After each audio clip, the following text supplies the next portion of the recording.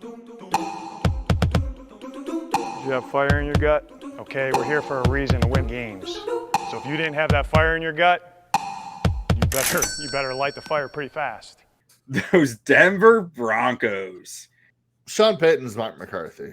Let's just get this out of the way. Sean Payton is Mike McCarthy. Yeah. So now that you agree with me that Sean Payton's Mike McCarthy. Their records are like identical. Their results are literally like identical. Their playoff wins are pretty much identical. And they both did it with a Hall of Fame quarterback. This last season was the biggest data point of differentiation ever between Sean Payton and Mike McCarthy. Why? Because he did it with Bo Nix. Mike Bo Nix never done it. What did Bo Nix do that was like, oh wow? Sean Payton went 10-7 with Bo Nix at quarterback. That's what I don't care about the. What did Bo Nix do to be like? I'm just saying that is the biggest differentiation point in the history of Sean Payton versus Mike McCarthy. Is this the biggest setup for failure of all time that we've seen in Denver Broncos history? We've seen a lot of setup for failures. No, I mean, because I think this team is really solid all around. You can't tell me Bo Nix is going to go out here and ball again. This is a good roster. No, this is 6-11 all day. Okay, what sucks on this roster? I don't like their offensive line. I don't like their quarterback. You don't like their O-line? I think their wide receivers are overrated. I think Patrick Surtain is the best cornerback in football. I think they have really, really good safety play. I don't love their running back room. Their defensive line is mediocre at best. I think their defensive line is really complimentary. And they scheme stuff up extremely well. I got a little ahead of myself there. Offensive line is really good. Is good, I guess. Top 10. Yeah, it's a good O-line. There's 32 teams. I mean, they're in the top 33%. Yeah, I agree. I don't think they're a dominant O-line, but they're good. Like they have two difference makers out there. They're fine. Nothing about this team inspires me, except Patrick Surtain. I'll agree with that. But you were saying the biggest disappointment, and you got to think back to like the biggest disappointment was a giant disappointment. We're talking about a team that, at one point they thought Brock Osweiler was going to win a Super Bowl until Peyton Manning did it, and Peyton Manning had to do it with no arm attached to his shoulder. Just a terrible franchise. Like, you don't know how to draft a quarterback. Like, never in your history have you drafted a quarterback that's worth a shit. Yeah, I don't know. I mean, they win Super Bowls sometimes. They get lucky. I mean, you get Von Miller basically winning you a Super Bowl against Cam Newton. It happens. I mean, you luck into trading for a guy that is one of the greatest quarterbacks of all time in John Elway. But, I mean, that was straight luck. That had nothing to do with your franchise whatsoever. So, are you saying you don't believe? No, I don't fucking believe.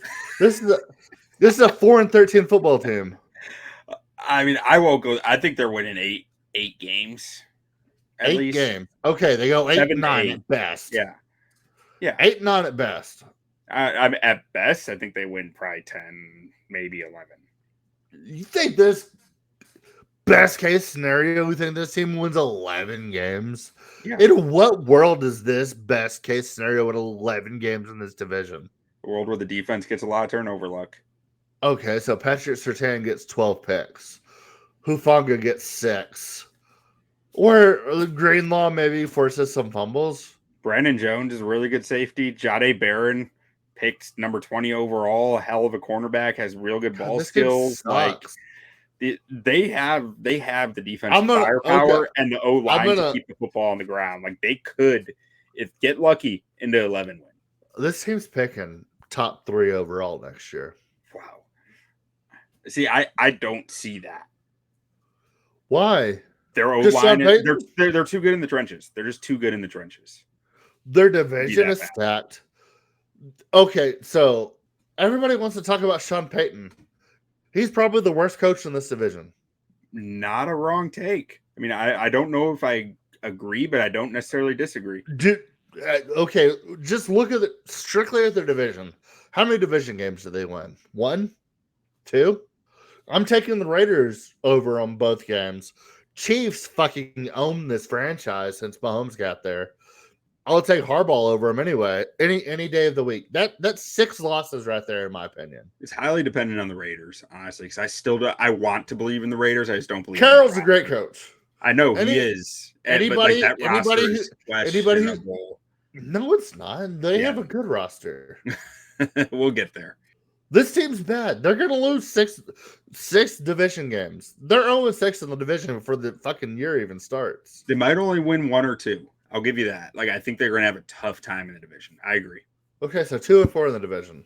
Yeah. Where are they getting their other 7 wins from to win 9 games? I mean, I'm not pulling up the schedule to go through it, but like they're terrible. They're gonna keep a lot of games. Bo Nix is terrible. Bo Nix isn't good. He's never been good. I agree. I don't like Bo Nix, but they made it work last year. There's a chance they can make it work again. They got lucky. There's a difference. There is a difference between making it work and getting lucky. They played well enough last year. You want to go back to some of their wins last year? Did you watch these fucking Broncos games last year? They pulled some shit out of their ass that we haven't seen in decades. I hate to shit on Bo Nix as just a person because, like, I have nothing against the guy, but, like, he's not fucking good. Like, they didn't win these games because of Bo Nix. They didn't go out and fucking have a great season because of Bo Nix.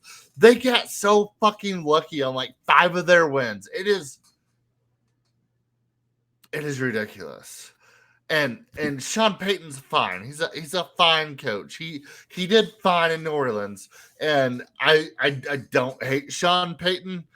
As a former Dallas Cowboys fan, he is Mike McCarthy. And Mike McCarthy gets shit on like he's the worst fucking coach in the league. Give that same respect to Sean Payton because they are identical people. I'll give you this. They won their games in a very like historically good Bears team way of like we run the football. What does that well. mean? I'm explaining it. We run the football well, and we create a shit ton of turnovers, and our defense is nasty. Which, historically, that team bounces the other way the next year and goes slightly below 500. 4-13. 4-13. All right, let's talk the roster. And enough debate 4-13. What's going to happen. I'm not debating. Yeah, 4-13. Roster. Let's get into it. All right, running back. RJ Harvey, I love RJ Harvey. I don't know if he should be starting right away. And they just signed J.K. Dobbins. I didn't get in this draft pick. I love J.K. Dobbins. I think he's a great running back. I love RJ Harvey as a number 2. Estime had some fumbling issues last year. We'll see where he gets. I mean, I loved Estime out of the draft too. They've both RJ Harvey and Estime are running backs I like a lot. I don't know that either of them are top dogs, and J.K. Dobbins doesn't do a lot. I mean, we could talk about this. This running back room for 17 hours. We'll just have to see when we get there. There's nothing to talk about there. Yeah. But we got what about this coming out of nowhere last year? But we can move on. What about A.T. Perry as the wide receiver 3 here at the X position? Sean Payton brought him for a reason, brother. Sean Payton, where Sean Payton went, A.T. Perry went. Like, hey, if you've been listening to this podcast for 4 years, that's probably the only reason why you know the name A.T. Perry. Love A.T. Perry. Dog. Absolute dog. You can go back to talking about running backs. I had no idea he was on this roster, and I just saw his name, and I'm like, we have to talk about it. Yeah, I mean, we're good at running backs. I love A.T. Perry. Like, Courtland Sutton, he kind of fits in the same, like, if you watched our Colts episode, we talked about Michael Pittman as, like, a super light version of Mike Evans, where it's like, he's never quite gotten there to be that, like, dominant one, but he's a good receiver. So A.T. Perry is Mike Evans light, also Michael Pittman light? No, I was talking Courtland Sutton, but A.T. Perry is Mike Evans. Okay, I love that. Okay, what about Troy Franklin? I had some hope for him last year. Yeah, man, he didn't get to see the field like at all last year. And there were questions because Bo Nix couldn't get him the ball, or I think he was really raw coming out of Oregon, honestly, with his route tree. And I think he ran into some injuries along the way as well. You'll have to fact check me on that, but Bo Nix has never thrown to anybody from Oregon before, so that makes sense. Yeah. Marvin Mims, a guy I liked a lot coming out of Oklahoma. I think that he started to find his stride last year in his second year. I do think he's a name to watch if the quarterback can give him the football. And then Pat Bryant was a surprising pick to me.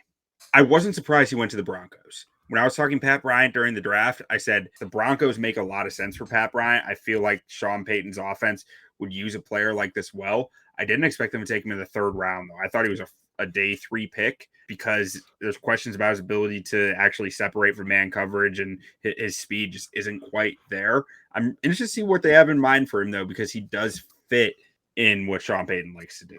I like Evan Ingram at tight end. I think he's fine. I like you can go down there offensive line, Balls, Powers, Wattenberg, Miners. I think Miners is great. McGlinchey. I think they have good depth at the O-line. Nothing really stands out to me. I think this is this Alex Palczewski dude played snaps for them last year and was actually good, like shockingly good for like someone who no one had ever really heard of out of Illinois. Are you talking about Brock Hoffman? Yeah, he's the Denver version of Brock Hoffman. That improves their depth to me. Outside of that, I don't love their depth. Alex Forsyth stepped in and played some snaps for them last year. I was a big fan of Forsyth coming out of Oregon, but he didn't really show much in the NFL when he had his chance. He graded out fine on PFF, but like, I don't know. I was not very inspired by the tape I watched. Obviously, I liked him in the draft because when I saw he was started, I was like, I got to go watch some Alex Forsyth tape right now. And I was kind of disappointed. But as a number 2 center, you're fine as long as Wattenberg stays in there. And Wattenberg is, to me, I don't know. He's a guy. He's fine. But when you got him between Quinn Miners and Ben Powers and Garrett Bowles and Mike McGlinchey, like, he'll be okay.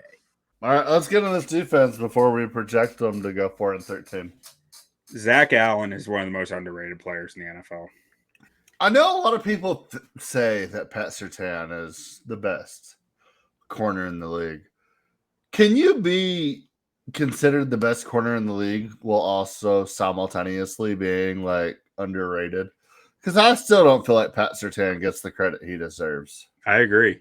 It's just everyone just kind of is like, oh yeah, he's great, and then like doesn't talk about him at all. He's not great. He's like fucking generational. Yeah, he's the best corner in the NFL right now, I think. Like he is like Ravis Island type good. Yeah. He's so smooth, so technically sound, and like it's no issues in and out of breaks. Like I'm a huge Pat Surtain fan. Part of his underratedness, I think, is that no one ever pushes back on it. So it's like there's no discussion to be had. So you just never hear anyone talk about him. I mean, you play for such an irrelevant franchise on top of that hurts too.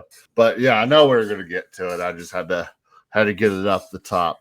100%. I mean, let's just stick at corner. I mean, Riley Moss finally got some play time for them last year. Looked okay, but like getting Jahdae Barron in the draft is a big get for them. I think that he is a guy who's going to play really well across from Surtain. And like, I mean, we had him in the nickel on the ESPN depth chart. According to PFF, he's going to be playing outside. We'll see where he lines up. I haven't stayed apprised to the Broncos minicamp stuff, but like I think Barron with Surtain has a chance to be a really, really nice duo. And their depth behind them seems fine to me. Like right there with anyone else in the league, really. At safety, they got some nice players here. Hufanga needs to stay healthy. I was going to say, if Hufanga stays healthy, he's an absolute dog. Brandon Jones is fine. You have him as a blue chip. I would have him in slightly below. And to be completely honest, I didn't get the chance to watch a ton of Brandon Jones tape. I said to trust the PFF grade with this one. His PFF grade is incredible. So I was like, and it's all coverage grade based. So it's like, I was like, okay, I'm just trusting PFF here. Yeah. I mean, I look at this defense, and if I'm any other team in this division, they're good. You just avoid Pat Surtain. You don't run it at just avoid Pat Surtain though. Like, I mean, they don't have any holes. That's what makes their defense good. They are just dude. I will hold them up all over the place. This defense is going to give up points. I guarantee it. The Chargers are going to score. Like, you're telling me the Chargers offensive line versus this defensive line, and I'm like, I will take the Chargers. No, I'll take Najee Harris and Amarian Hampton and that offensive line for the Chargers all day against this. I will obviously take the Chiefs. And then you're giving me the best rookie running back in the class. and Pete Carroll versus this team, we're torching this team. Everybody in this division is torching this team. And this is the strength of the team, is this defense. And they're gonna get fucking torched by everybody in the division. I like this defense. I like it a lot. I guarantee you this defense gets torched by everybody in the division. I don't see it. I promise you. Okay. They're just an inept team in an overpowered division. This defense, to me, they are sound across the board. And they're a very well-coached unit, very disciplined, and very complimentary. I like so much about this defense, Jay. I mean, they might play well outside the division. Every coach in this division is gonna mollywop this defense. I see a strong defensive line, a strong linebacker unit, a strong secondary. I don't see what there is to even debate here, if I'm being honest. That's going to be when we really know this Broncos team is a fraud. It's the first time they meet Pete Carroll on Sunday Night Football. It's about 8-9 weeks into the season. I believe in this defense. I don't know if I believe in the offense. I believe in the defense. I believe that the defense is going to get absolute mollywopped by Pete Carroll.